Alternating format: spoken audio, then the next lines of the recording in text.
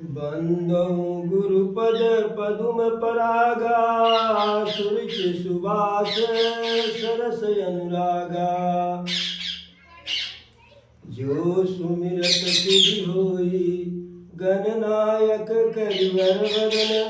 करौ अनुग्रह सोई बुद्धि राशि शुभ गुण सदन। अनंत कोटि ब्रह्मांड नायक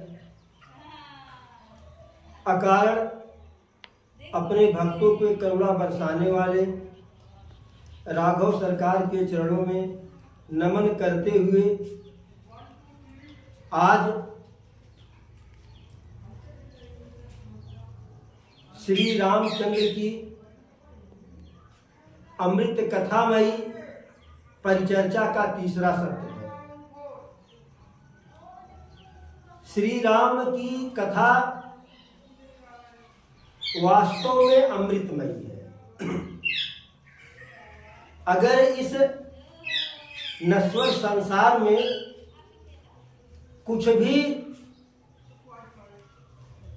अमृतमय है तो वह मेरे राघव सरकार का जो है नाम ही अमृतमय है।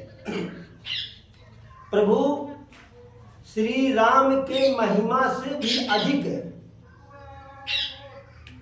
हमारे राघव सरकार के नाम की महिमा है। आप इस चराचर संसार में नश्वर संसार में कुछ भी ग्रहण कर लीजिए, खा लीजिए, पी लीजिए, उससे आपको अमृतत्व प्राप्त नहीं होगा। किंतु जाने अनजाने में भी एक बार श्रद्धा पूर्वक प्रभु के नाम का स्मरण कर लेने से ही अमृतत्व की प्राप्ति हो जाती है। प्रभु के द्वारा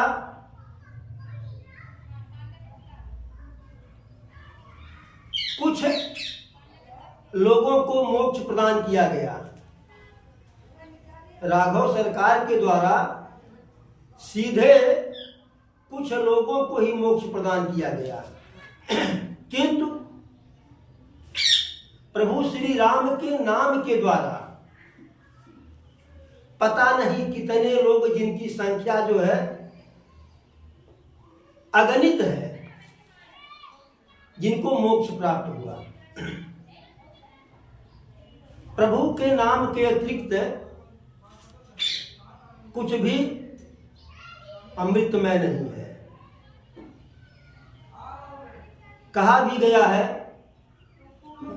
अमृत है हरि नाम जगत में, अमृत है हरि नाम जगत में, इसे छोड़ विषय विष पीना क्या, हरि नाम नहीं तो जीना क्या, हरि नाम नहीं तो जीना क्या। तो इस संसार में प्रभु का नाम ही अमृत है। उन्हीं के नाम का स्मरण करने से ही अमृत की प्राप्ति होती है।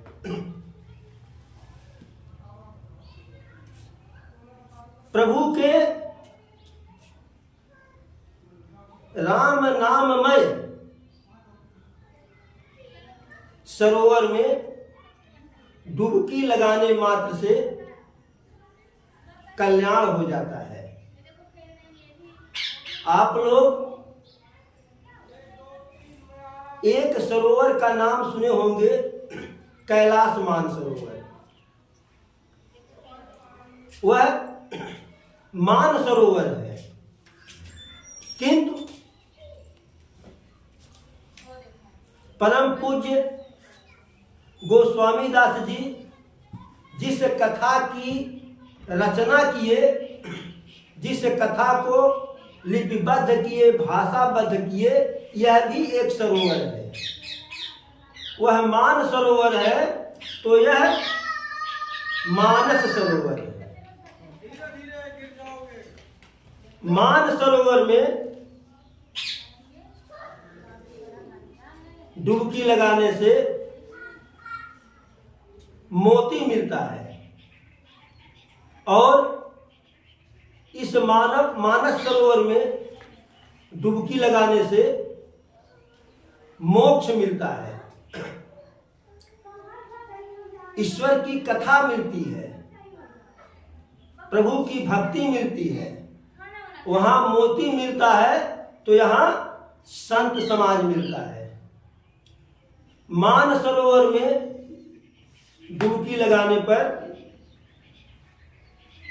गहरे जलाशय में जाने पर डूब जाने का डर होता है, लेकिन इस मानस सरोवर में जो डुबकी लगाता है वह डूबता नहीं है। वहां जो डूबता है वह मर जाता है, लेकिन इस मानस सरोवर में जो डूब जाते हैं वह तर जाते हैं। जैसे तालाब के 4 किनारे होते हैं, उसी प्रकार से इस मानस सरोवर में भी 4 घाट हैं। 4 किनारा है, 4 घाट है। प्रत्येक घाट पर एक एक कथावाचक है, प्रत्येक घाट पर एक एक कथावाचक है और श्रोता अलग अलग है। प्रथम कथावाचक गोस्वामी तुलसीदास जी हैं। गोस्वामी तुलसीदास काशी के 80 घाट पे, जिसका नाम है शरणागत घाट, वहां प्रभु के कथा को कहते हैं। श्रोता गंगा मैया है, नहीं गंगा मैया तो संत समाज है, और अगर संत समाज नहीं है तो स्वयं गोस्वामी तुलसीदास जी हैं। और